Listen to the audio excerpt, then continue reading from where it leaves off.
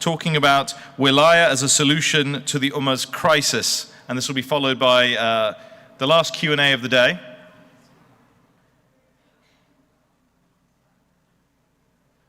So I think what's interesting about the program today is we sort of started with technology, and then we moved on to theology, and then we moved on to activism. And I feel that almost sort of with panel one in technology, we posed a question. We almost opened the discussion on faith in the modern world. We opened a discussion on the apparent conflict between living a spiritual life in a materialistic society. And then from there, we moved to a discussion of theology and history. And what's been really great about that is, you know, we've looked at, as well as sort of the idea of miracles and holy spaces, we also asked the question about how can we study our faith in the modern world? You know, how do we reconcile critical academic methods of inquiry with commitments to a spiritual tradition? You know, and in that we saw sort of a plurality of views. We saw, you know, we had a very interesting critique, perhaps, of where some may say, you know, academia is incompatible with faith-based inquiry. But then we've also seen, I think, with Dr. Mustafa, from his very comprehensive and very detailed analysis of asanid, of chains of narrators, you know, what we saw is also the way in which academic analysis can boost traditional study. And now we're coming to faith-based activism, and I think this is really a key topic, because I think part of, you know, when we talk about living in the modern world, we talk about God in the modern world, but then how do we live godly lives in the modern world? How do we change the modern world? And I think that's what each of these papers in panel 3 is going to be speaking to. So, you know, if we look at the themes here, we have, you know, ecology, we have social consciousness, and we have the Ummah's crisis. And so this third panel, I'm framing it, and, you know, I hope the speakers don't mind me framing their presentations in this way, but I'm framing this as an attempt to articulate a faith-based and spiritually charged solution to the challenges of modern living. In other words, how do we not only how do we live in the modern world, not only how do we thrive in the modern world, but how do we transform the modern world? And so, without further ado, I'd like to turn to our first speaker. And just in the interest of time, I'm going to omit biographies for this session. So if you want to know more about the speakers, you can look in the conference booklet or on our website. But our first speaker really, actually, and I imagine for many of you needs very little introduction. We have Dr. Mehjabeen Dalla, who is an assistant professor of Islamic studies at the Graduate Theological Union in Berkeley, California. And she will be speaking about faith-based activism, Muslim women raising social consciousness, and she's joining us remotely live. And so I'd like to welcome Dr. Dalla with a very loud salawat ala Muhammad wa ali Muhammad. Dr. Dalla, over to you. Salawat. Sorry, Dr. Dalla, one second. Gentlemen, we discussed this morning. I thought we settled the salawat issue, so we need to make sure they can hear us in Dar es Salaam. Salawat ala Muhammad wa ali Muhammad.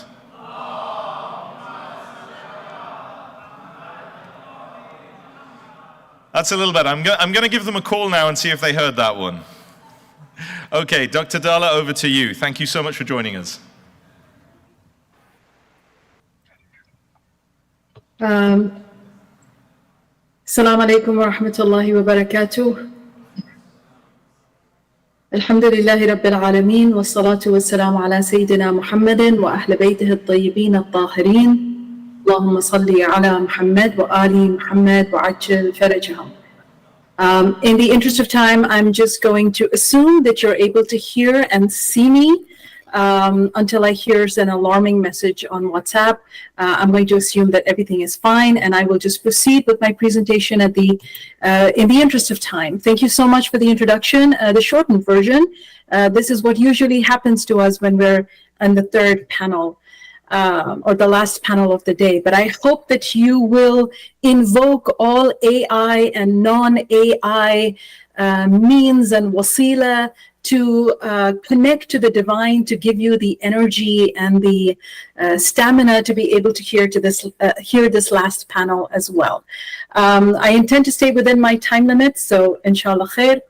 I want to thank you all for staying here in the room despite the long day.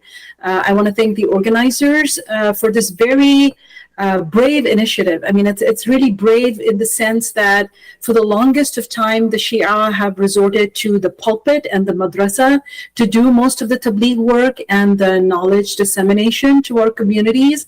But I think what ICAIR is doing is really courageous, because you're trying to fuse academic studies and confessional and community knowledge dissemination as well. So it is really brave, and we'll see how far this can be productive and constructive. And of course, listening to the papers this morning, I'm sure we're all ready for criticisms as well. So thank you to everyone for being in the room, for having me virtually in the room with you. And to all those people who've sent me messages saying, oh my God, you're in Toronto. I am not. I am disembodied virtually, but here with you in spirit. And very, very fortunate to be part of the esteemed group of speakers who've shared so much of their valuable scholarship with us today. What I'm going to do for my paper is draw on my work in my community and in the academia. So I've been serving my community for more than 24 years in different positions. And for the last 7-8 years, I've been in the US academia as well. I'm going to talk a little bit about that. I'm going to be drawing mostly on my recently published book, which I think I can safely say is the first academic work on the sermon, on the khutbah fataqiyya especially. There have been dissertations before, but this is out from Cambridge in February 2024. So please take a look at it. If you have students who might want to write reviews, please get in touch with me, and I can see how we can arrange for a review copy, because it is at an obnoxiously high price by Cambridge at the moment. So I'm going to be drawing on this work and the entity that I study, and the words of Sayyidah Fatima Zahra Salamullahi Alayha that I have studied as really the focal point or the impetus for faith-based activism.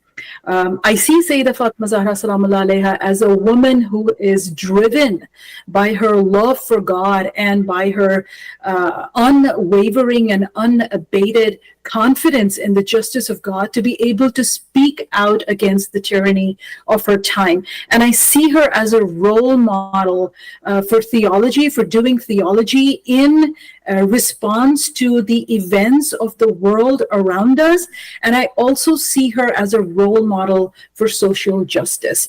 And that is what the book is called. It's called Feminist Theology and Social Justice in Islam. What I've done is I've mined her sermon to seek the voice of a theologian even before the field is described as theology much later in the Islamic studies discipline, and of course a person who's asking for social justice much before the English term and its introduction post-Enlightenment in the English language. So this is what I'm arguing for in my book. So that is what is driving me to present what I'll be presenting to you today. I'll be doing a 3-part survey or a discussion, if you like. In the first part, I'm going to look at what activism looks like, at least for me, drawing on my own experiences with talking about a woman like Sayyidah Fatima Zahra Salamullahi Alayha, talking about her, presenting her words in both confessional and academic communities. And when I'm using the word confessional communities, I'm going to be drawing upon the last 25 years of me visiting global Shia communities in the world, talking about khutbah fataqiyya, and how that has got me thinking about what activism looks like when we're looking at our own intellectual history within our own tradition. So that is what I mean when I say confessional communities. And then what has it been like talking about Sayyidah Fatima Zahra Salamullahi Alayha in academic spaces, mainly Christian, secular academic spaces? What has that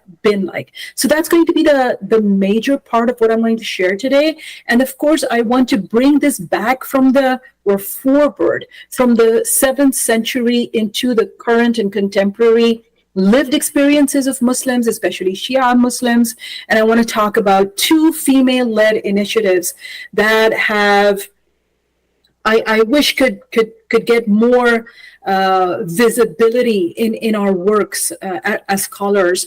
But I will be talking about my 2 interviews, one that I did in 2019 at the Stanmore Hujjat Mosque, and it involves female-led, faith-based, religiously mindful women and their activism. And then in 2024, just a couple of months ago, in preparation for this talk, I had the opportunity to speak to another social activist here in the US. So this is a little bit of a synopsis of what I'm going to talk about. So without further ado, I'm just going to jump right into what I need to share with you today.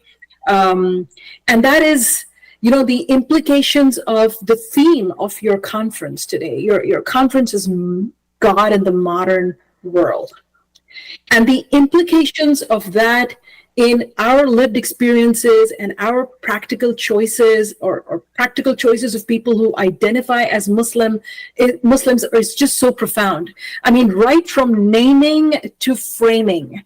And I say this because it's so complex, even when it starts from naming to framing. And what do I mean by that? I mean, just talking about names, in my recent class, I was teaching a course on how the Quran is was received in classical times and in contemporary times. And there was one of my students who is not from the Islamic tradition or has not studied the Islamic tradition deeply, had a question. And she said, why is it that there's only one woman who is named in the Quran, and that is Maryam, salam alaihi, and there's no other woman. Of course, if you look at Jawadi Amali's book on Zandar Aina Jamalu Jalal, you see that he's mentioning 19 women that are discussed in the Quran, but only one is named. So we started talking about the complexities of even bearing Muslim names in today's world. The Islamophobic tropes make it so impossible for people to own their identity as, confessional Muslim names. And I don't want to labor this point too much. You've heard of how Muhammad's go to Mo's and Anam Fatima's go to Annie and things like that. So it's really complex just to identify with your name as a Muslim in the modern world or in the contemporary world today. And when I say framing also has its own complexities, I'm talking about just recently, last week, we celebrated Eid in the Western world. And to ask for an Eid holiday by an employee or an Eid recognition or acknowledgement ceremony or post by your DEI committee at your workplace is seen as a fanatical gesture. It's like, oh my God, Muslims are fanatics and now they want a blog post on Eid, or they want a holiday for Eid. But that same lens is not used, or that same frame is not used when you're talking about Christian holidays in a secular world. No one questions somebody who wants to celebrate Christmas and say, oh, this is about charity, this is about giving, this is about community, it's about family, it's about giving gifts. Everything is just so positive and rosy. But when you think about a Muslim who wants to do Eid, let alone Ashura or let alone Arba'in, it's always framed with this fanaticism. So I know I'm really reducing this very important conversation of God in the modern world, or even identifying as God conscious or Muslim people in the modern world, is not without its challenges and complexities.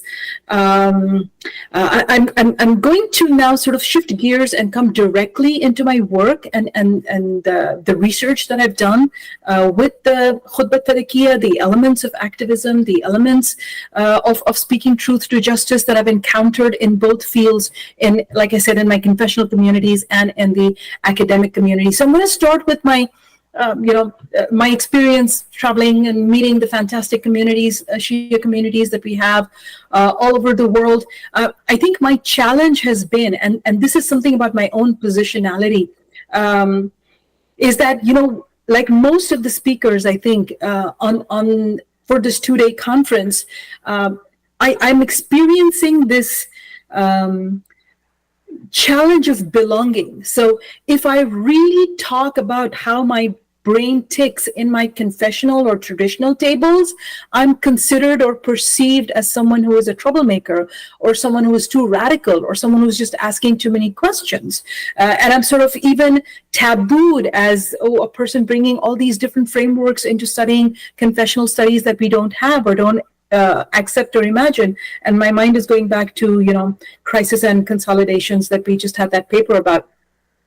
And then the other sphere or the aspect of your profile is where you're an academic and you're facing this demon, this in academia, and you're trying to maintain your Islamic Shi'i identity. And when you talk about empowerment in your sacred text or empowerment in your sacred history, you get this look like, okay, anybody can talk about it, but not a woman who looks like you. So being a visibly Muslim woman of color and talking about gender justice or talking about empowerment and freedom or social justice from the perspective of Islam sometimes gives me, like eyes in academia, like, what are you talking about? How can you profess to follow the faith and still say that you are an advocate for social justice? So I've seen myself as not belonging on either table, the traditional table or the secular feminist table, and I live in this liminal space where I try to do my work from.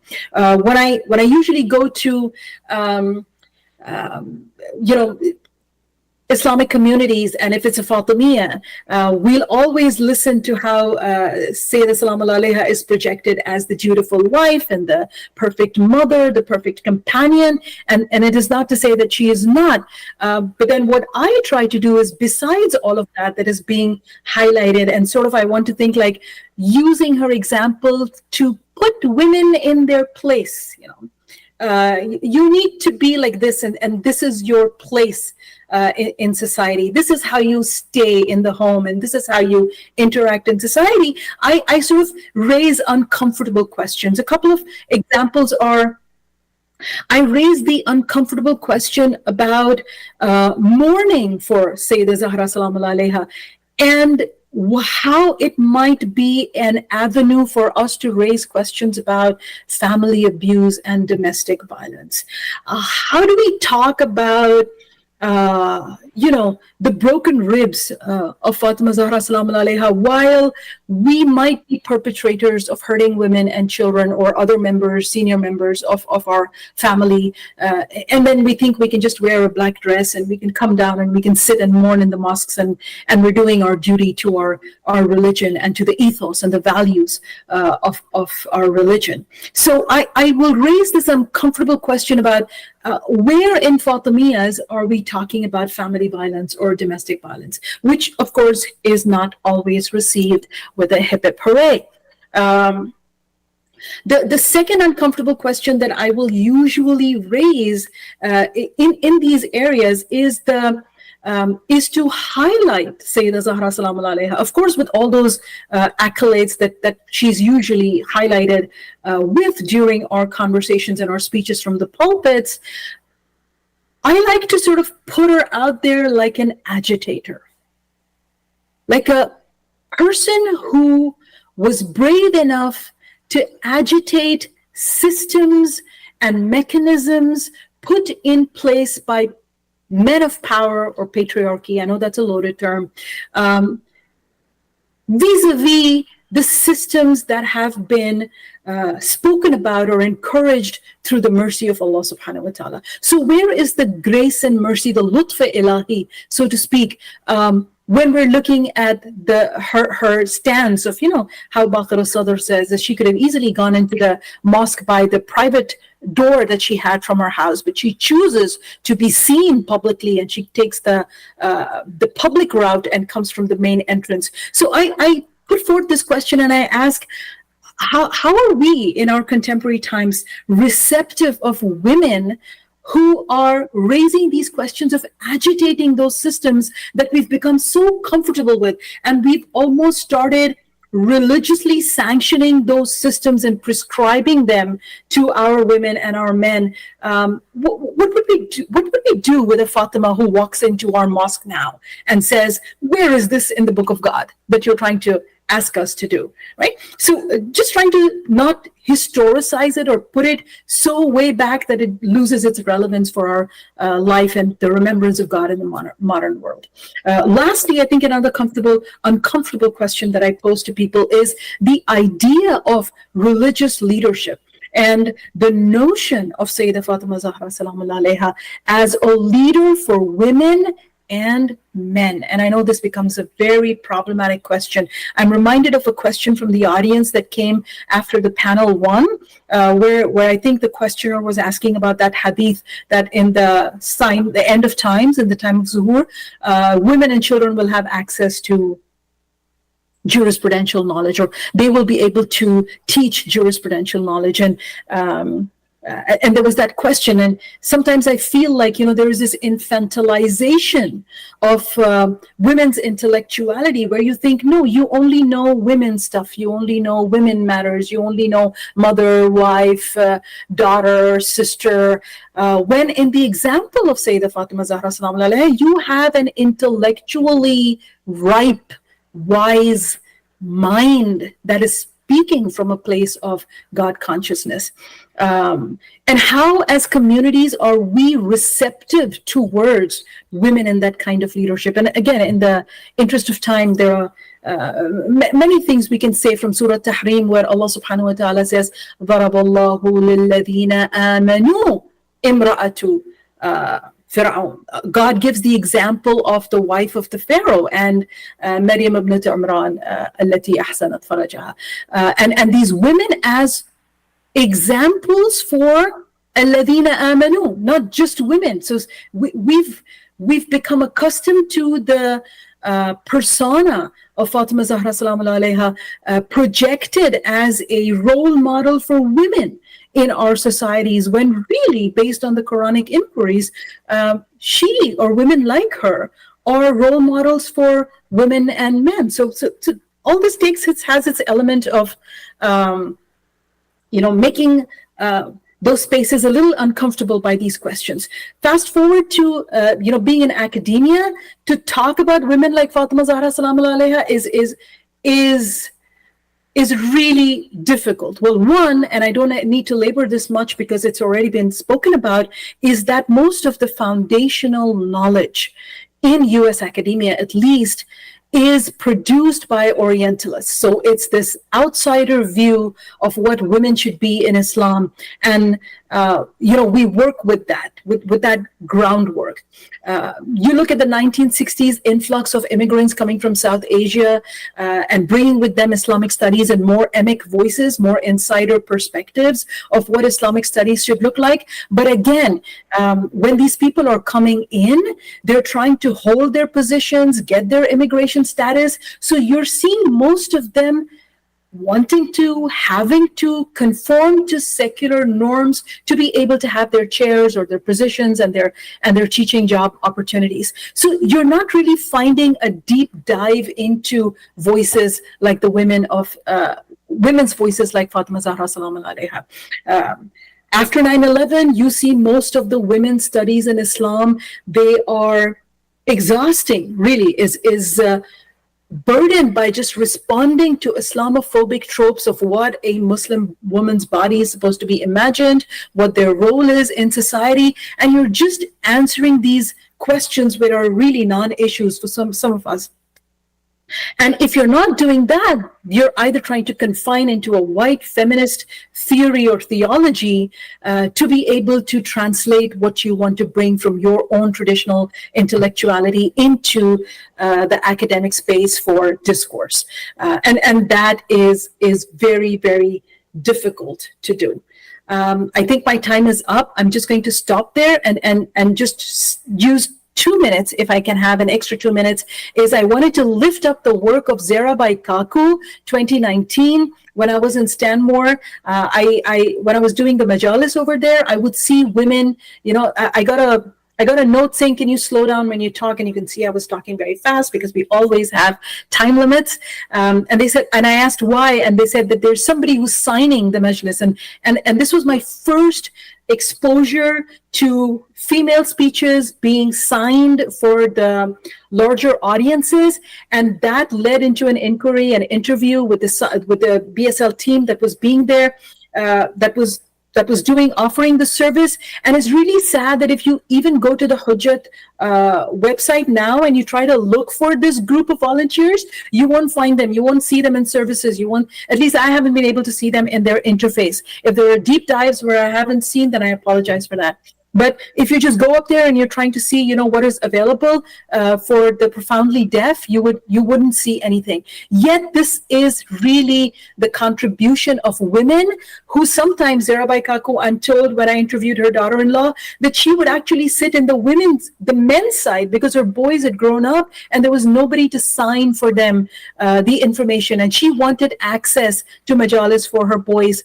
This eventually led for, the team to get in signers who could come in, and I'm happy to talk about it in the short period that we might have for a Q&A some more. The other example that I wanted to share was, of course, the example of Razia Natani, who is the Advocacy and Outreach Director for a Texas-based initiative which is called Al-Nisa Hope Center. You can look them up. They're also on Instagram. They do fabulous work. And I think one of their accolades among many is that they were able to get this bill passed from the Texas legislative authorities. And it's a bill that will now mandate judges and attorneys to get education on trauma infliction, especially in family abuse, so that when they are looking at court cases from Muslim families, they know what the background should be like. I know I'm leaving you with more cliffhangers than information, but this is what I could do given the limited time that I have.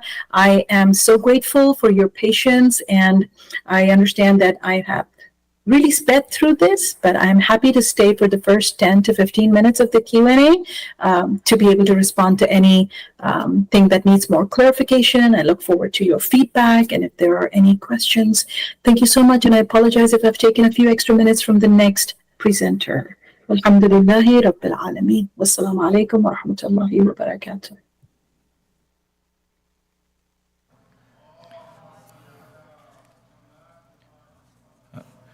Dr. Mehjabeen, thank you so much for that presentation. I think one of the, if you're still listening, I think in my experience, one of the hardest things to do when you're presenting remotely, when you're not here with the audience, is to actually convey the energy and enthusiasm you have for your subject of study. I think that's something that we can all struggle with, especially when we're dealing with academic subjects.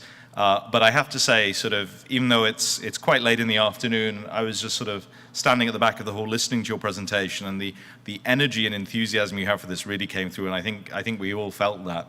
And that's just I think that's a testament both to your commitment to your subject of study and also your commitment to yourself raising social consciousness on women's issues and inclusion issues within the community. So thank you so much for joining us. And can we all please express our heartfelt appreciation for Dr. Mehjabeen with a loud salawat ala Muhammad wa ali Muhammad.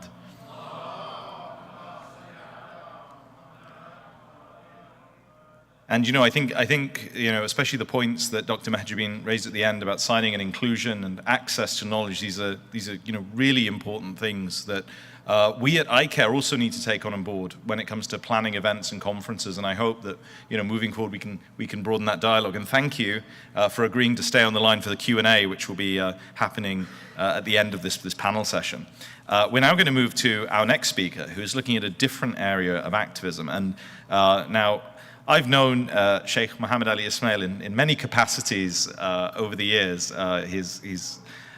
He is an outstanding scholar of law and hadith studies and Islamic studies in general. And Tafsir al-Quran too, which is what he's here to present on. He's an outstanding teacher at the Islamic College for Advanced Studies, where he was my colleague for many years. And he is also the most exacting editor I have ever worked with on publications. I mean, he has such, the attention to detail, the genuine care for the quality of a publication. That's something that I, as a translator and an editor myself, and someone who's very interested in publishing good quality books, that's something I really appreciate, and I can't emphasize enough. And actually, he has. There was a translation I did a few years ago of a Tafsir al-Aswa by Faiz Kashani that the Islamic College is publishing next month. I believe we've got a book launch coming up, and he was the editor on that. And this was a huge 5-volume Tafsir. It's a very complex text, and I have to say that seeing just everything from the typesetting to the cover design to the layout, this reflects a scholar who cares deeply about knowledge, cares deeply about precision, and cares deeply about Islam, cares deeply about the Islamic tradition. And most of all, the last capacity I know him in is as a very dear friend. And last year he was with us in Dar es Salaam. We were in Dar es Salaam together, and we had a great experience there. And so it's with great pleasure that we're welcoming him back to another conference with us, this time in Toronto. It's not quite as sunny here, but we get, we're used to that in London.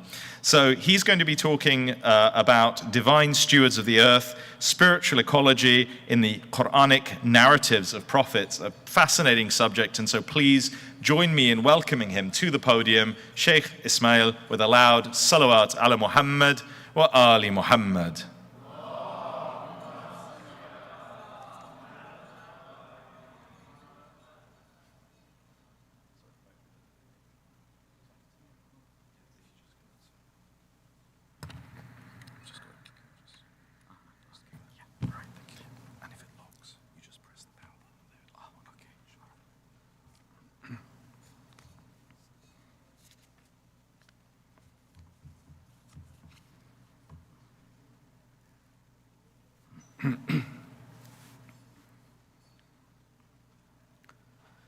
أعوذ بالله من الشيطان الرجيم بسم الله الرحمن الرحيم الحمد لله رب العالمين وصلى الله على محمد وآله الطاهرين اللهم صل على محمد وآل محمد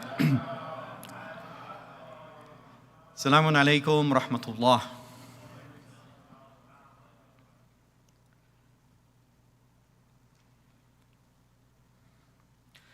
In this presentation, I aim to achieve 2 key objectives. Firstly, to unveil the profound ways in which the Quran portrays prophets as exemplars of environmental stewardship.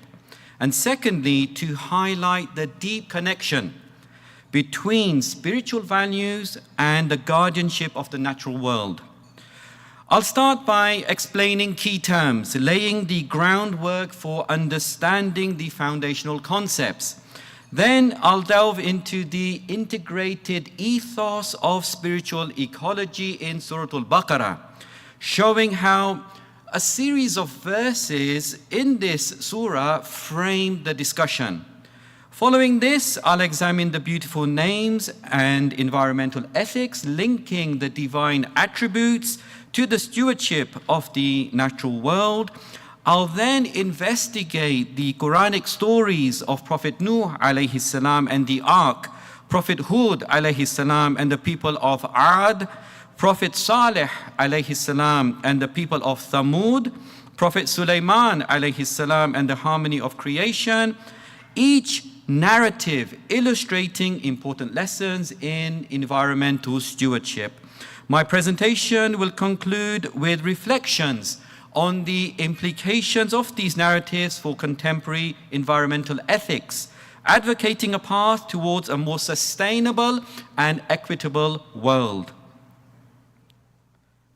So what do I mean by environmental stewardship and spiritual ecology? Well, environmental stewardship is the responsible care and management of the natural environment through conservation and sustainable practices to ensure its health and preservation for future generations.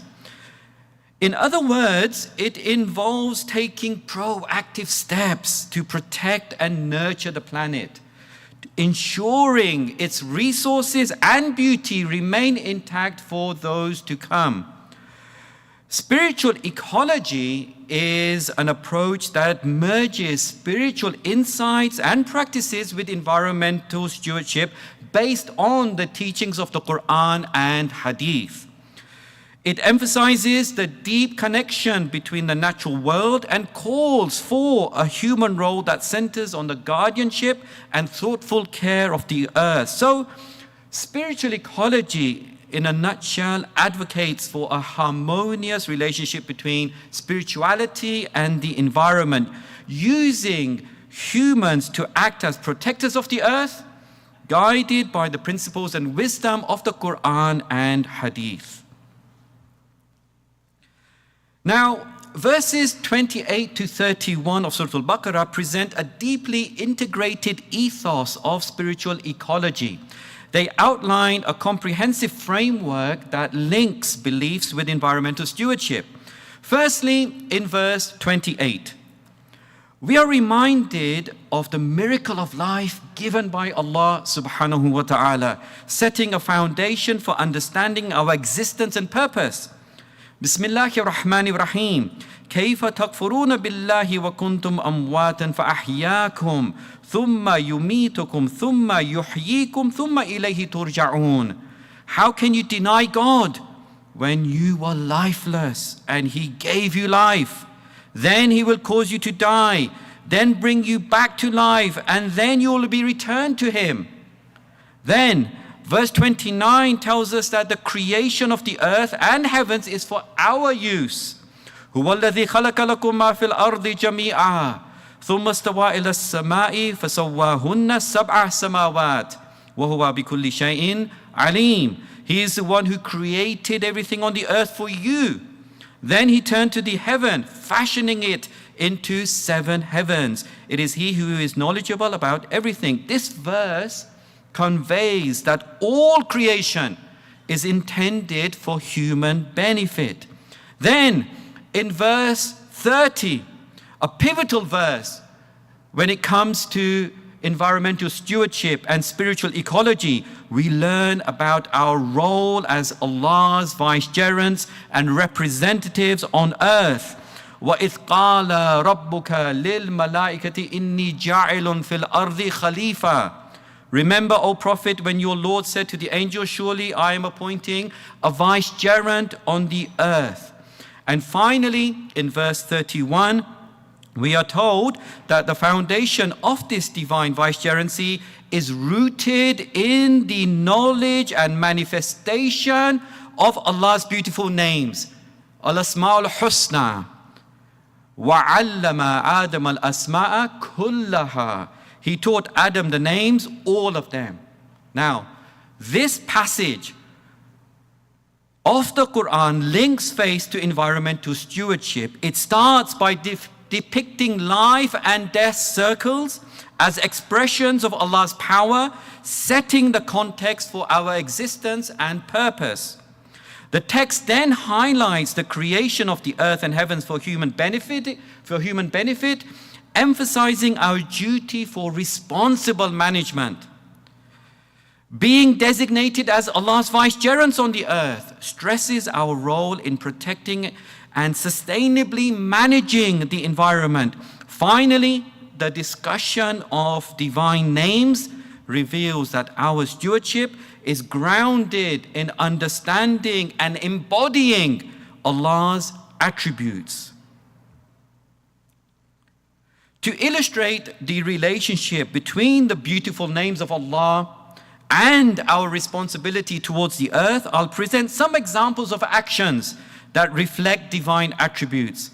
As stewards, as Khalifas of Allah subhanahu wa ta'ala, humans are tasked with embodying divine names such as Al-Muhaymin, the guardian, the protector, Al-Mu'eed, the restorer, the reinstator, Al-Hafiz, the preserver, the protector, and Al-Muqsit, the equitable, the just. While certain actions resonate with all 4 names, each name also has a unique focus and emphasis. For example, Al-Muhaymin emphasizes the role of humans as overseers, safeguards, and protectors of the earth. This name focuses on actions such as tracking ecosystem health to protect against degradation. Al-Mu'id focuses on the restoration and renewal of the natural world. It emphasizes actions such as engaging in reforestation and rehabilitation of damaged natural habitats.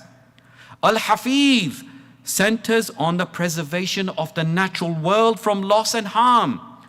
This divine name has a focus on actions such as promoting recycling, composting, and reduction of single-use materials. Al-Muqsit highlights fairness, justice, and equity in environmental stewardship. It emphasizes actions such as ensuring equitable access to essential natural resources. I'll now turn my attention to the Quranic stories of prophets to explore what lessons can be drawn from them regarding the stewardship of the environment. Firstly, the narrative of Prophet Nuh alayhi salam, Shaykhul Anbiya, and the ark. In Surah Hud, verse number 37, Allah commands Prophet Nuh alayhi salam to build an ark.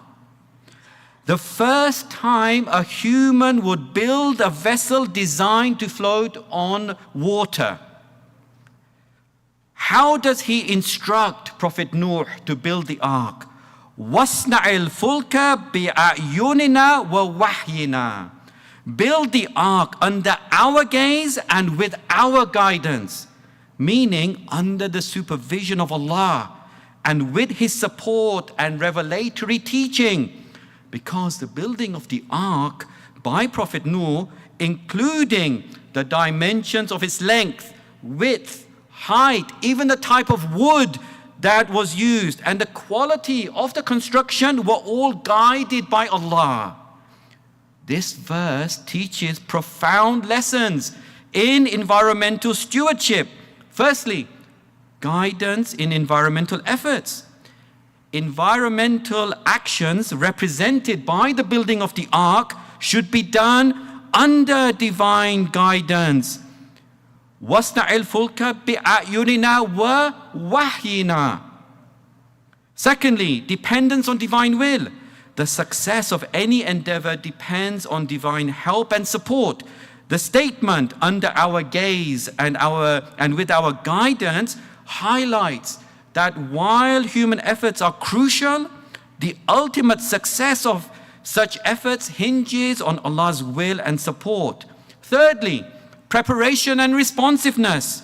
When was the instruction given to Nabi Nuh to build the ark? It was given to him before the flood came.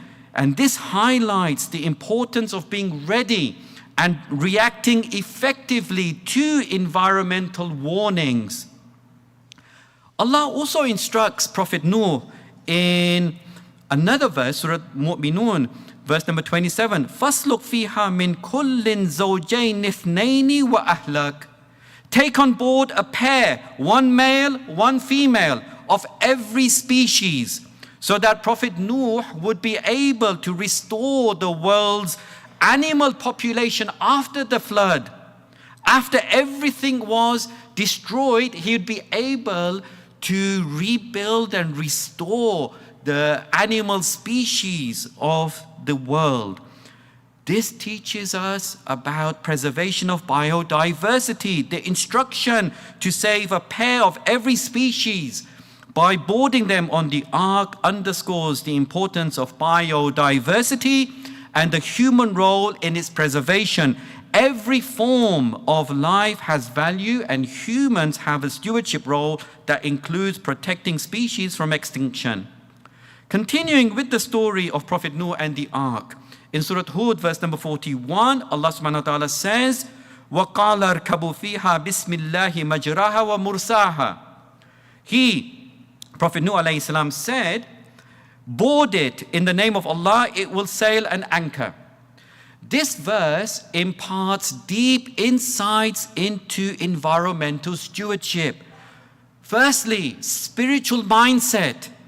Prophet Nuh alayhi salam wished to start and end the voyage with the name of Allah subhanahu wa ta'ala, acknowledging that all actions and outcomes are under divine guidance.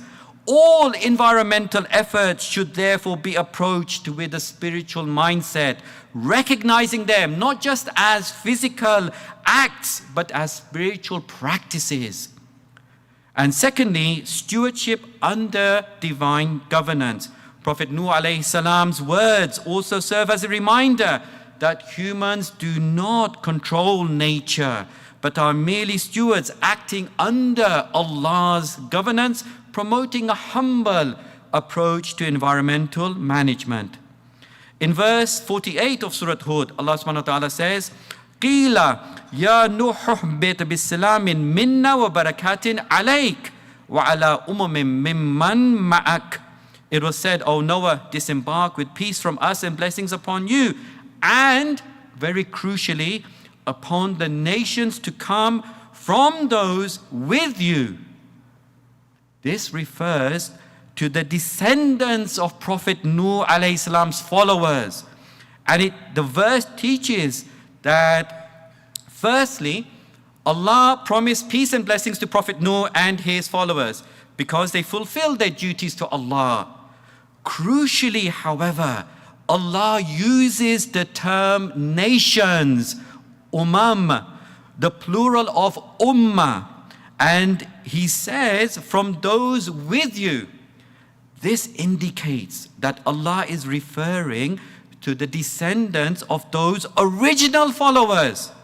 Hence, Allah's promise of blessings and peace were not limited to Prophet Nuh alayhi salam and his immediate companions, but extend to all future believers who have the same values. Therefore, if we today align ourselves as true followers of Prophet Nuh alayhi salam and act as faithful stewards of Allah subhanahu wa ta'ala on earth, we will also qualify to receive Allah's peace and blessings. Secondly, survival through cooperation. The ark symbolizes survival through cooperation and collective effort. Just as Prophet Nuh alayhi salam's followers had helped him build the ark, today's environmental challenges can be overcome when communities work together. And thirdly, resilience and adaptation. Prophet Nuh alayhi salam's story is one of fortitude and being able to adjust to catastrophic changes. It teaches us to adapt to environmental changes and be resilient when faced with climate emergencies. I'll now move on to the story of Prophet Hud alayhi salam and the people of Ad. This story, the story of the Ad people, their rise to power, their rejection of Prophet Hud alayhi salam, and their eventual downfall, provides several key lessons on environmental stewardship. Firstly, gratitude and humility. The Ad were endowed with blessings of physical strength, fertile land, and technological prowess. They constructed a city of extraordinary splendor, Iram, the city of pillars. They carved out enormous monolithic pillars as tall as the mountains from which they were extracted. They moved these massive pillars to Iram and used them as the base for their large homes. This would have required advanced engineering and transportation skills. However, their downfall began when they took these gifts for granted. They drifted into extravagance, arrogance, and idolatry. This underscores the importance of recognizing blessings as gifts from Allah to be used with gratitude and humility. Secondly, sustainable use of resources. The Ard's construction of Iram demonstrates advanced skills, but also hints at potential over-exploitation of natural resources.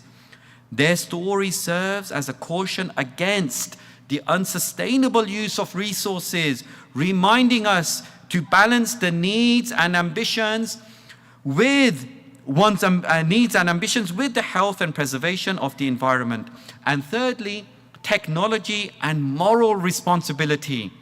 The Ard story is also a reminder that technological advancement should be coupled with moral responsibility and aim to serve the well-being of all creation, not merely to display human dominance or achieve material gains. We'll now turn our attention to the narrative of Prophet Saleh alayhi salam and the people of Thamud. When Allah made the she-camel appear from the mountain as a miraculous sign for the Thamud, Prophet Saleh alayhi salam instructed them to share water with the camel on alternate days, allow it to graze freely and not to harm it, warning of a painful punishment for disobedience. The camel will drink all the water one day, but provide milk for everyone. This arrangement was a test of the Thamud's willingness to change their ways and follow Allah's command. However, they struggled with this change and eventually killed the camel. This story highlights several key points relevant to environmental stewardship. Firstly, sustainable resource sharing management. The command to allow the she-camel to graze freely and drink the water underscores the importance of respecting and sharing environmental resources. Secondly, interdependence of life. The connection between the camel and the Thamud shows that all living things and the environment are linked. Thirdly, obedience to divine commands. Just as the Thamud were tested, modern societies face the challenge of adhering to principles that ensure the well-being of the planet, even when it requires changing long-standing behaviors. Fourthly, respect for all forms of life.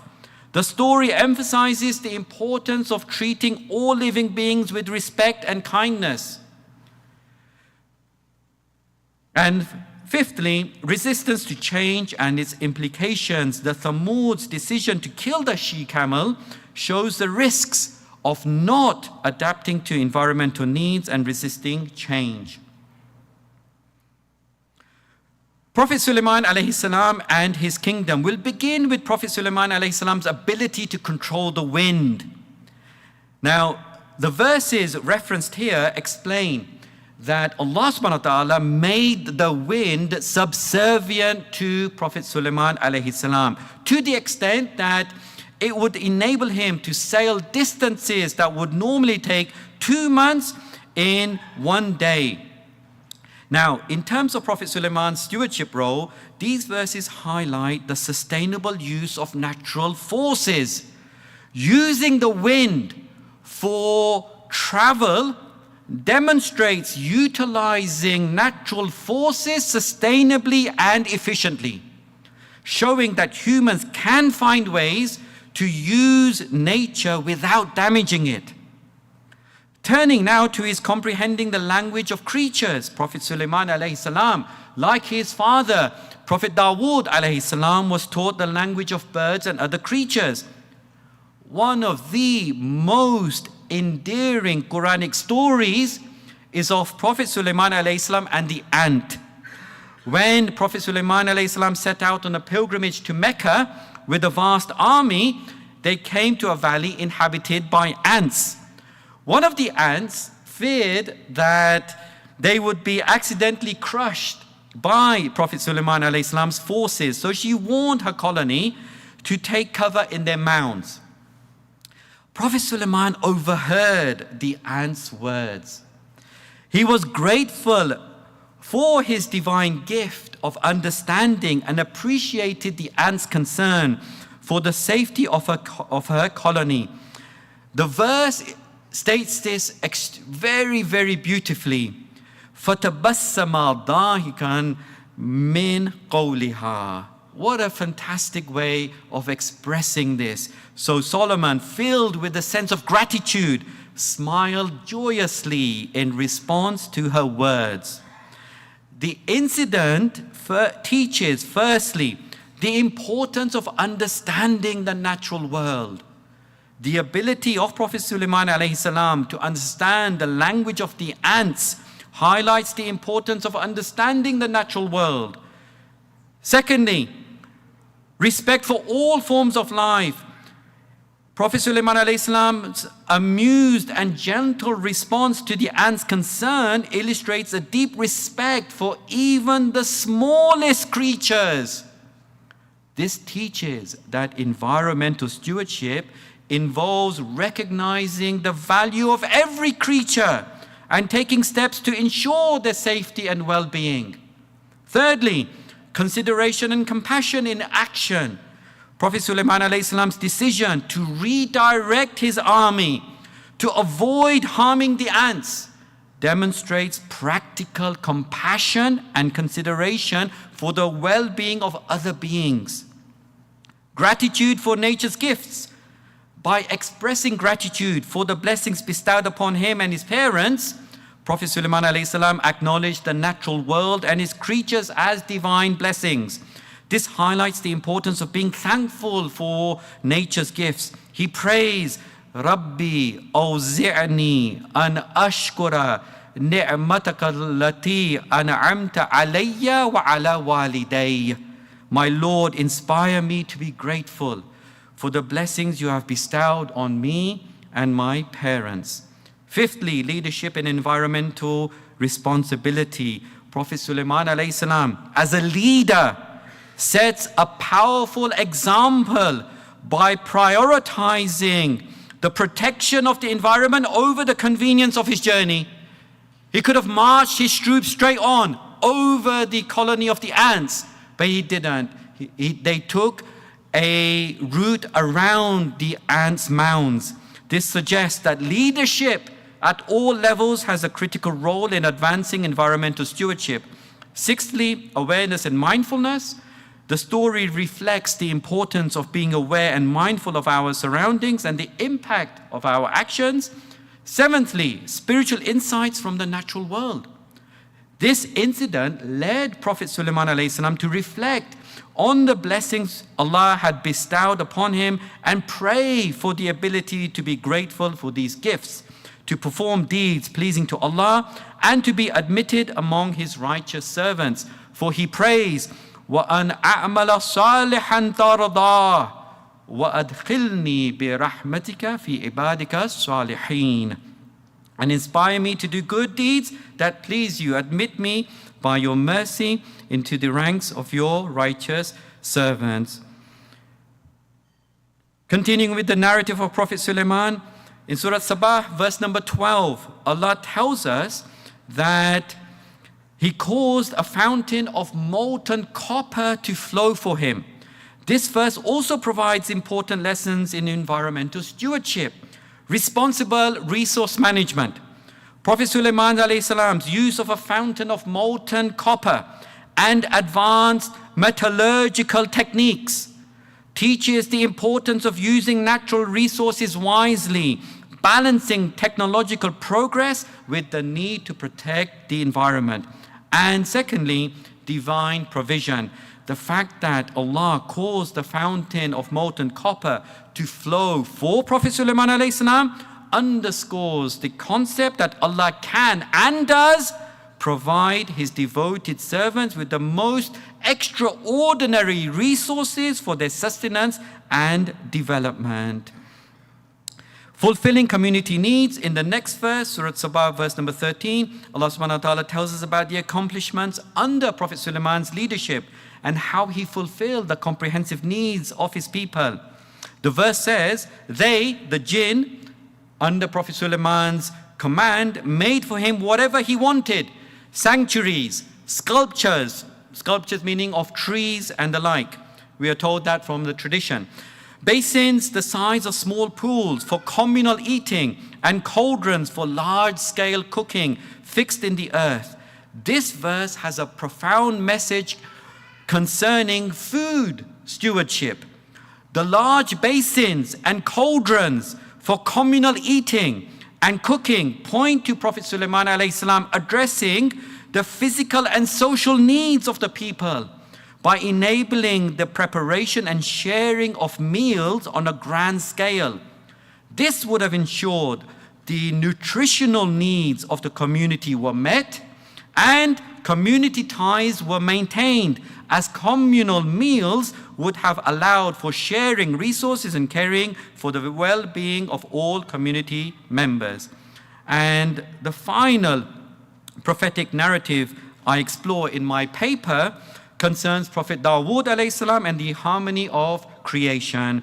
Prophet Dawood alayhi salam's recitation, how moving is this? Prophet Dawood alayhi salam's recitation of the Psalms, the Zabur, was so beautiful that the mountains and birds would glorify Allah along with him, highlighting his profound connection with the divine and the natural world. In the context of environmental stewardship, the verses illustrate a number of important points, such as harmony with nature, where the mountains and birds are described as participating in the glorification of Allah with him. Reflection on nature's glorification. By reflecting on how mountains and birds glorify Allah encourages a more mindful and responsible approach to the environment. Thirdly, inclusivity in environmental conservation, the involvement of both the inanimate. The Quran talks about mountains and birds, inanimate and animate aspects of nature in the act of glorification, shows that environmental stewardship encompasses all elements of the earth. And fourthly, the role of knowledge and wisdom. The verses mention that sound judgment and knowledge were granted to both prophets, Prophet Sulaiman and Prophet Dawood alayhi salam. وَكُلًّا آتَيْنَا حُكْمًا وَعِلْمًا. These qualities were instrumental in their interaction with the natural world, highlighting the importance of acquiring knowledge and wisdom to understand and solve environmental challenges. The last part just concerns softening of iron.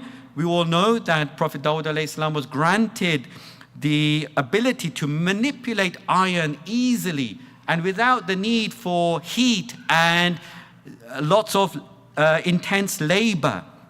These verses offer profound insights into environmental stewardship, such as preservation through supernatural abilities. This is something very relevant to us today. The verses say that Prophet Dawood alayhi salam was granted the supernatural ability to soften iron. For what purpose? For the purpose to make armor to protect lives. They don't say it was for making weapons. This points to a divine preference for preservation over destruction. And secondly, ethical leadership and peaceful stewardship. We saw how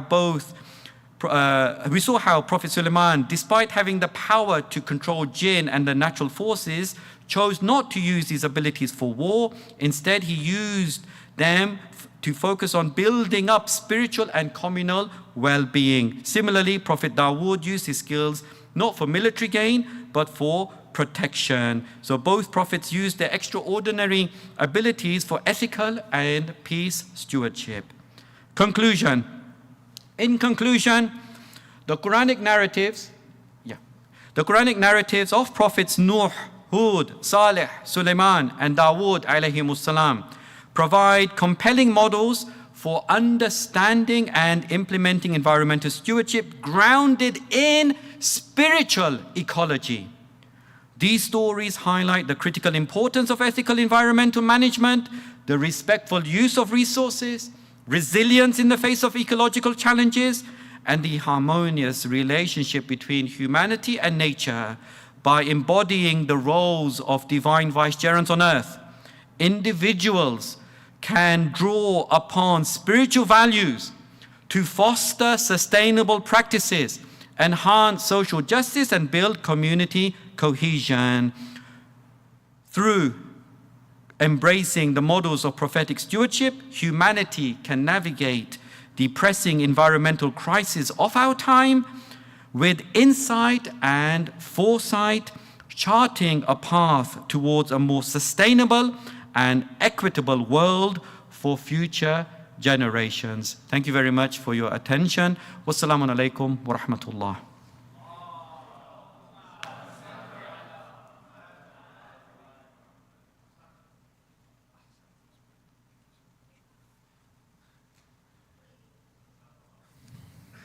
Thank you very much, Sheikh Dr. Muhammad Ali Ismail, for that truly enlightening presentation.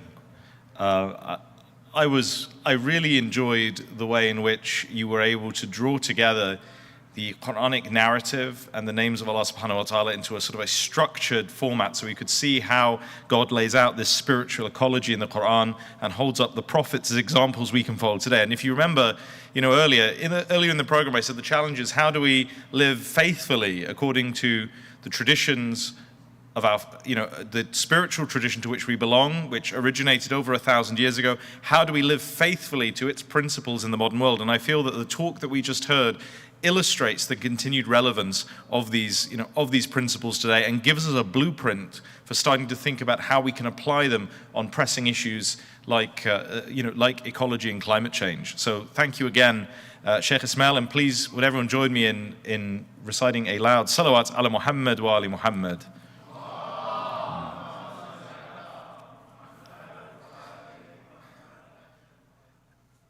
And now there's a saying in English about saving the best for last, and in this case I do not use that as a term of exaggeration.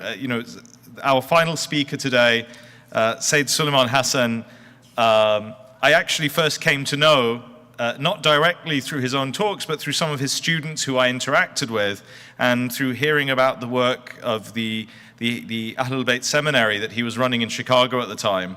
And I remember meeting a couple of his students in Qom at the house there. They were visiting, and then in other contexts, and just being really impressed by them, and sort of wanting to know more about where they had studied, where they'd learned. And then I came across some of Sayyid Suleiman's lectures online actually, and I was deeply impressed by the sort of the thoughtful and reflective approach he took to teaching Islam and making it relevant to everyday concerns. And since then, I've had the pleasure of meeting him in person, actually for the first time at this conference, but working with him closely over the last year. He's one of the board of governors at ICAIR, so he's someone that advises us in terms of the direction we're taking as an organization, who lends his insights and experience to us. And I have to say, I've benefited tremendously from his presence, both virtually and now present. And it's been such a joy having him trapped here in Toronto with me, so he can't get away, so that I can make the most use of him. And so, last but by absolutely no means least, I would like to ask Sayyid Suleiman to come to the podium, where he will be talking about wilaya as a solution to the Ummah's crisis, imama in light of the Quran. So Sayyid Suleiman, without further ado, please come to the podium, and can I ask everyone to welcome him with a loud salawat ala Muhammad wa ali Muhammad.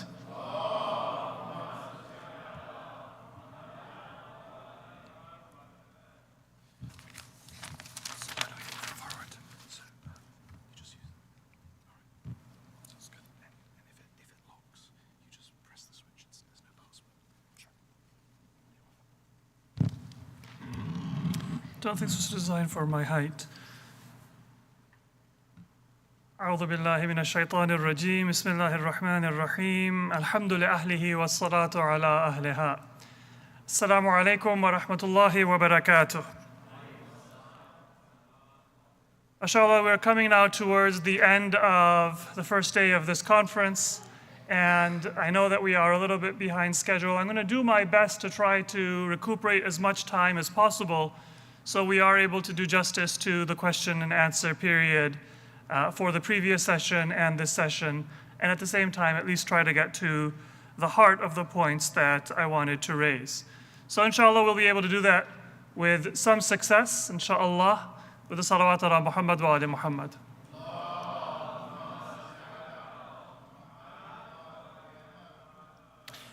So I'd like us to kind of take a step back from this conference, this beautiful setting and gathering, and all of the information that we have thought about and that we have discussed, and a concern that we have probably all felt and heard from maybe our children, our peers, in the Muslim community, outside of the Muslim community, that in front of our eyes in the world today, there is a massacre taking place.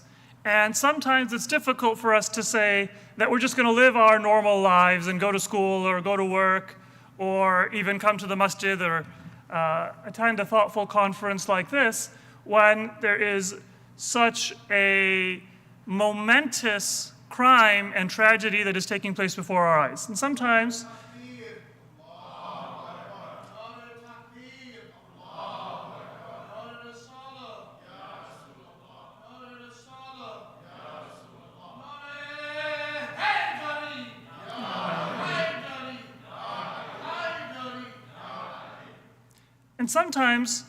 that makes us think that maybe we should take direct action, try to stop some of those injustices. And the reality is that what we are witnessing in Palestine and in Gaza is just a very concentrated dosage of the crimes and the degradation that were there before, and this is not the first or the only instance of that kind of a massive crime and massacre that is taking place in front of us. It may be the most visible, it may be the most concentrated, but it is not the only one. So how do we respond to that? And I want to do so in light of our approach to and reading of the Quran and understanding of wilayah. To go from a shallow or a flat reading of the Quran, which many Muslims are sometimes guilty of, and even lovers of Ahlul Bayt are sometimes guilty of, to a deeper and a more insightful reading of the Quran. The Quran is a call to action.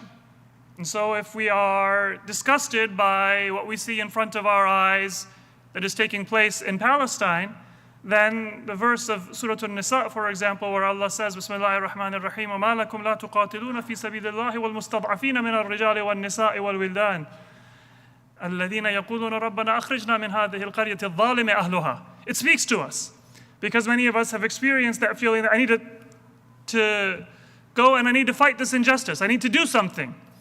And so the Quran says that, what is with you? Why don't you fight in the way of God? And those deemed weak of men and women and children who say that, oh Allah, remove us from this city that is oppressive, whose people are unjust. Remove us from this evil and from this injustice. So the Quran is a call to action, but it's not a call to vigilantism. And that is where I would like to start our discussion today. By the way, the time is off, so I don't know how much time I have left. That's not my fault. I just want the audience to know. So I want that to be our point of departure. That the Quran is calling us to action, but then, well, what do we do? And sometimes it's very difficult for us to find out what is our role. Do we take some immediate action that might preclude a long-term plan and strategy? Or do we play the long game but then lose ourselves because we're never actually doing anything in the moment and for the urgency and the crisis of what we are experiencing or what our fellow Muslims and human beings are experiencing? Before I proceed, I want to have one other point of departure, and that is the famous Raziyat Yawm al-Khamis, which I think all of us are familiar with, the tragedy of the final Thursday of the Prophet's life, narrated in Sahih al-Bukhari, narrated widely in the Islamic tradition, where our Prophet Muhammad sallallahu alaihi wa alihi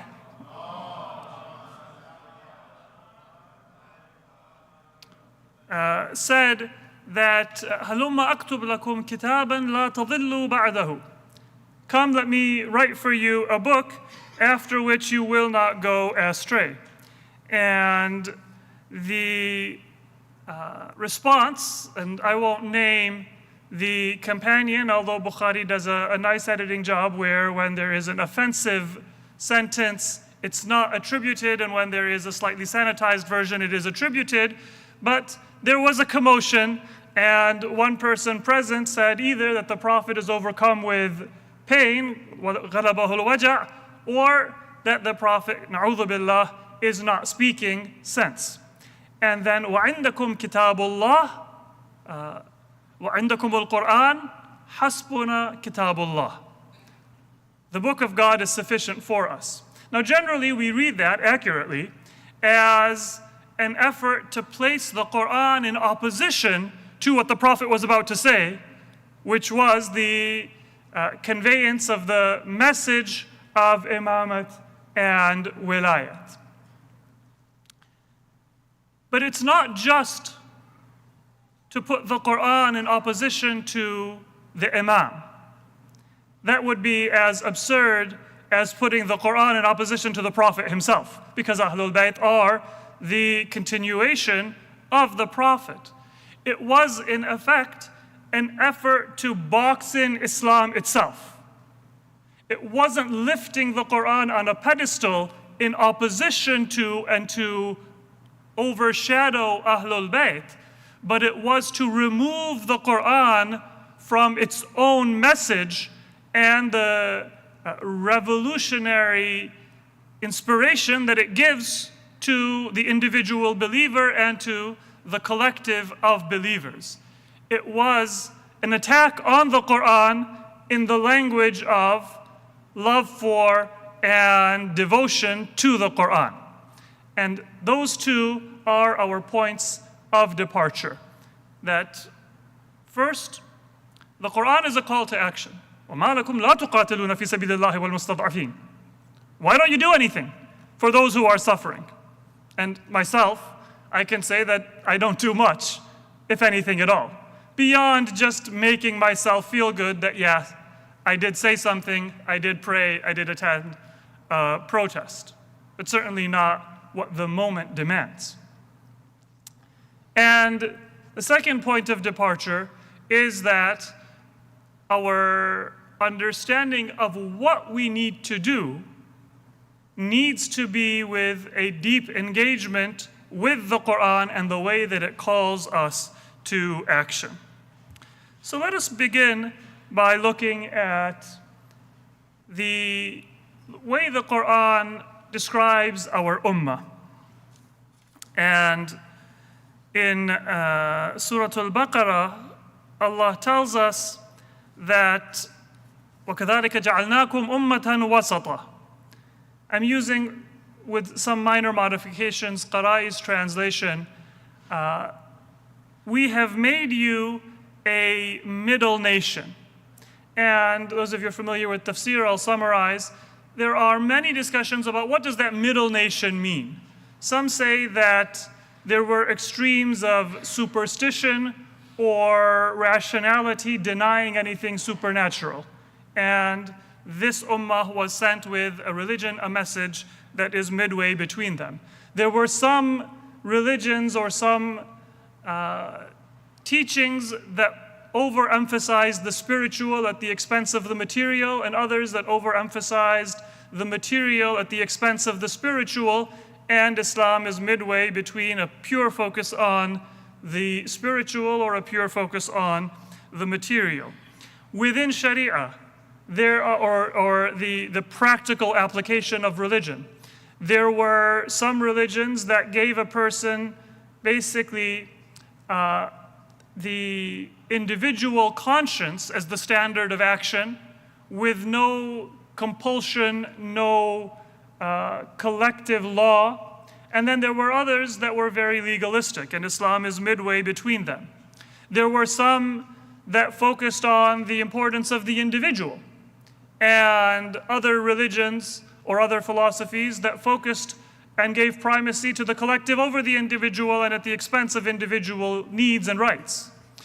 And Islam is midway between them. Some have said that it's geographically, that within the known world, from the east to the west, the north to the south, the Muslim ummah is in the middle. Some have said that it is that the ummah is between the prophet and the nations of the world. The ummah is the ambassador, if you will, of the prophet to humanity. Or within the context of Ahlul Bayt, the ummah being Ahlul Bayt is the mediator between even the Muslim ummah as a whole and our own prophet. So there's a number of things that are found, but then what's interesting is that the surah says, لِتَكُونُوا شُهَدَاءَ عَلَى النَّاسِ. And there's a very beautiful hadith attributed to Imam Muhammad Baqir alayhi salatu wassalam,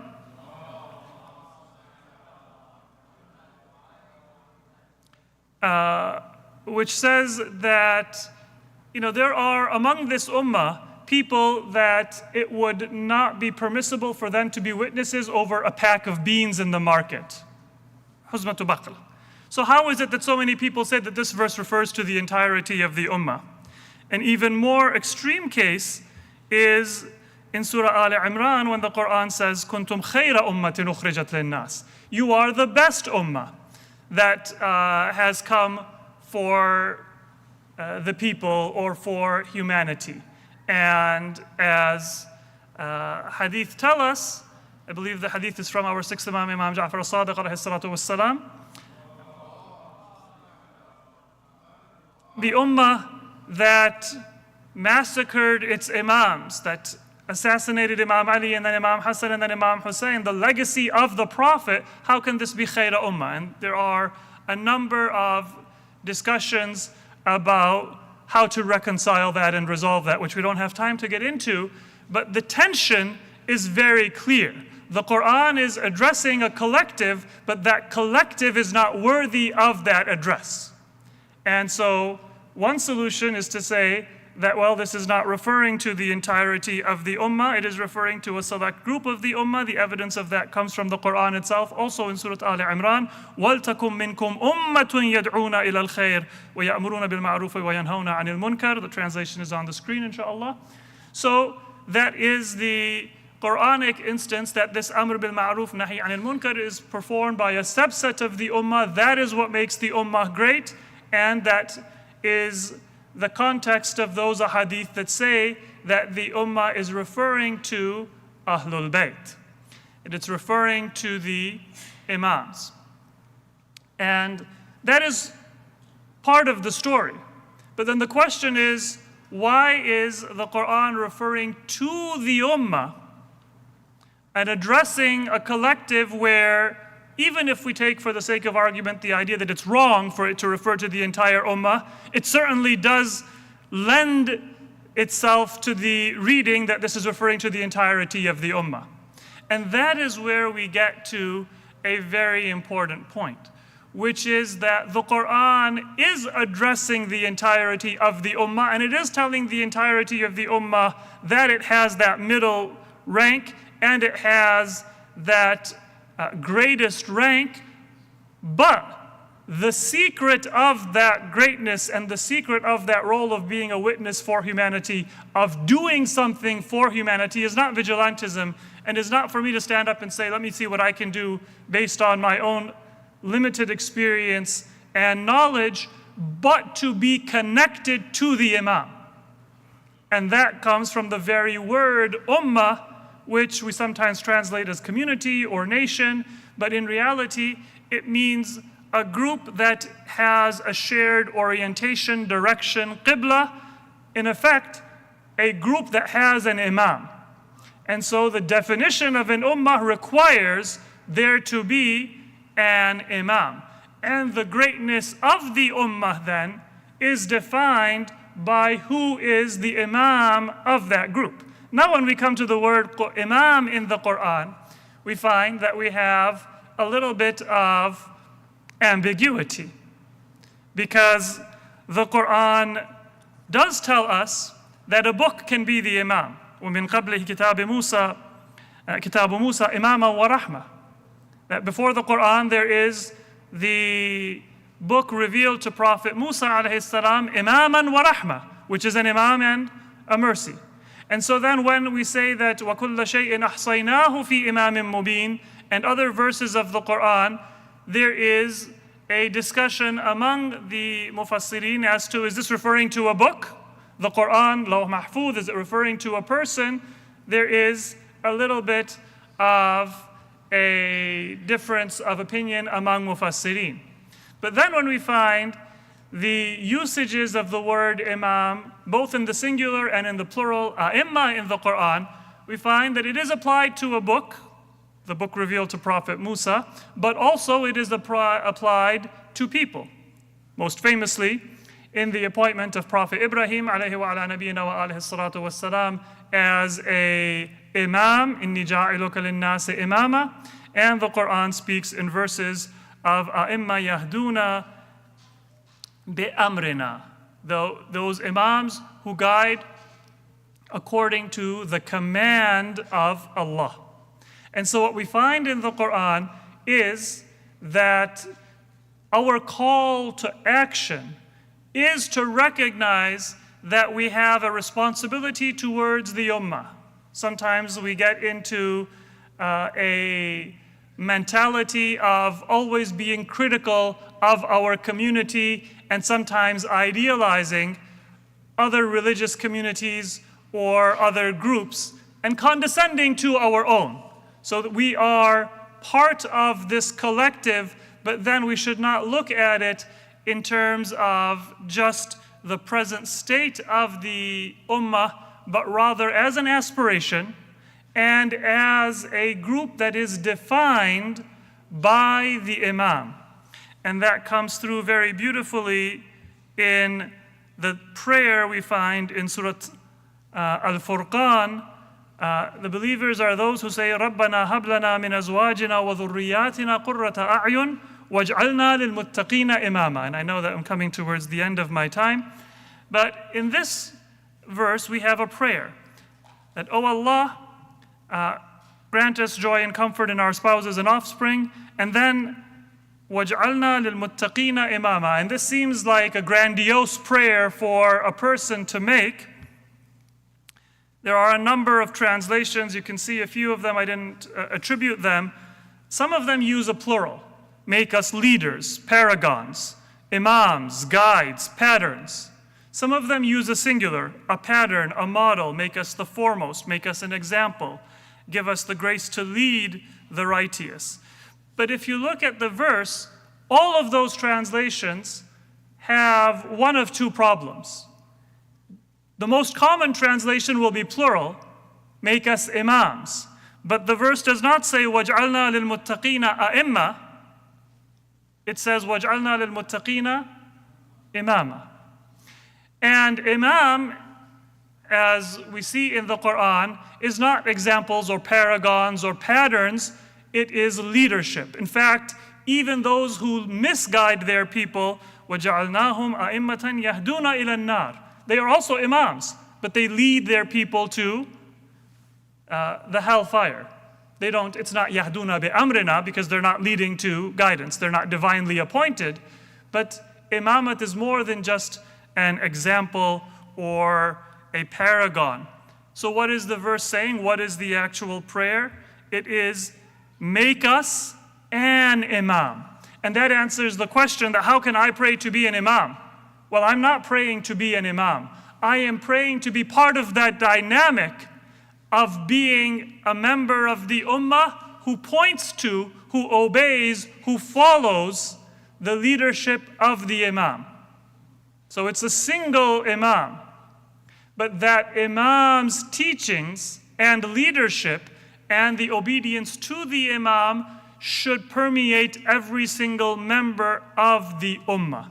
And so rather than a very flat reading of the Quran, we have a very profound implication for how every member of the ummah is connected to our purpose and, in effect, our marching orders in life through our service, our love, our obedience to our imam.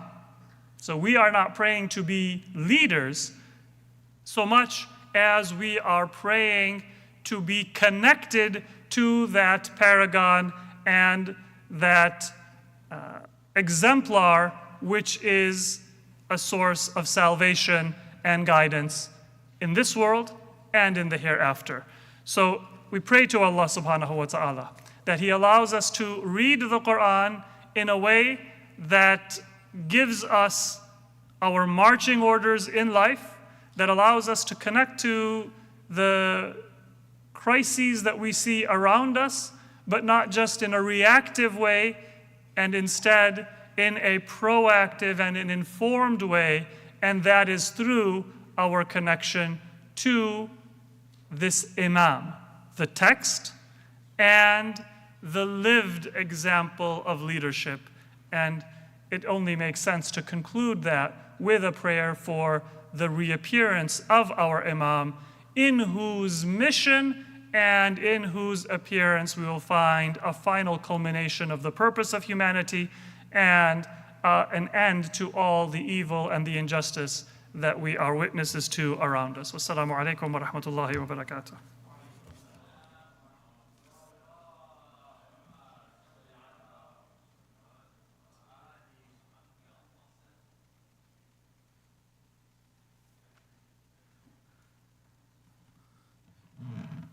Just readjusting the mic for someone of a lesser stature. And when I say stature, I mean ilman, a lesser stature in knowledge.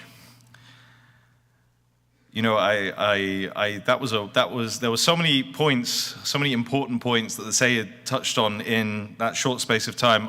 I don't know how to summarize that. I'm just relieved that we've recorded it so I can watch it again and again.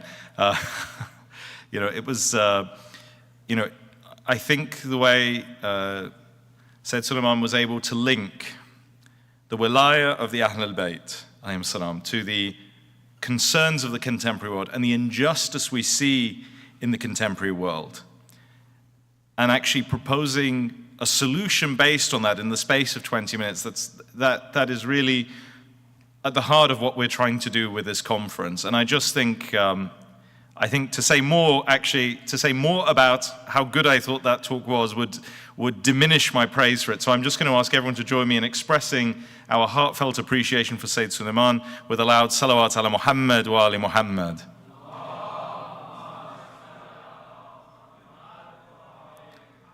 And I have to say, you know, as a Malang at heart, it's really great that we got so many Nara Haidaris in the first day of the conference. You know, I think we need to normalize Nara Haidaris in academic settings. I would like to just briefly apologize that we've run so over time. Unfortunately, due to circumstances beyond our control this morning, we started almost an hour late, and conferences have a tendency to overrun anyway. But tomorrow we'll be starting at 9:30 sharp because we have a very special video address from Ayatollah Jawadi Amali. So I ask that everyone comes on time. And for those of you watching from home and possibly watching us on catch-up, there are tickets available tomorrow. We've increased the ticket numbers thanks to the efforts of the brothers here at JCC, and there are spaces available. So if you do want to come in person for any of the panels tomorrow, please come down, and we'd be happy to find a seat for you. Finally, I just want to say, I'll be doing this again at the end of the day tomorrow in a more fuller form, but I just want to say thank you to all of our speakers, to all of the volunteers, you know, who've been working tirelessly to provide food and refreshment, who've been helping us run things, who've been sitting on the registration desks, who've been guiding the audience. And actually, thank you to all of you who've attended this, especially those of you who've been here since 8 a.m. this morning and stuck through to the end, and most of all, I want to say the biggest thank you to those of you who've been really putting the efforts in with the salawats. You know, I think the quality of salawats has improved through the day with practice. And I think tomorrow, you know, we can really take it to the next level because, you know, again, those guys in Dar es Salaam have been messaging me and saying that they're still not impressed by the salawats. Oh, kama qala, oh, something like that. Anyway, we're going to close for today. There's no time for a question and answer session, but I would encourage you, if you would like to discuss any of this in detail, the shuyukh are here, and there'll be opportunities to talk more about this tomorrow. We'll see if we can find time for an additional Q&A session. I would ask that you all keep us in your du'as. Please pray for the continued health and barakah of the scholars and alims who've been here with us today and who'll be joining us tomorrow. And just one final thing. I would say that if you do have any feedback for us, there is a feedback you'll see on the televisions, sort of at the entrances. There's a QR code you can scan that'll take you to a feedback form. We honestly welcome any feedback you have. We're looking to always improve, to strive to do better in our service of the Ahlul Bayt. So please do share any thoughts you have with us. And with that, I'll bring things to a close. See you tomorrow morning, inshallah, at 9:30. Breakfast will be available from 8, as yesterday. Wassalamu alaikum wa rahmatullahi wa barakatuh. Please recite as-salawat.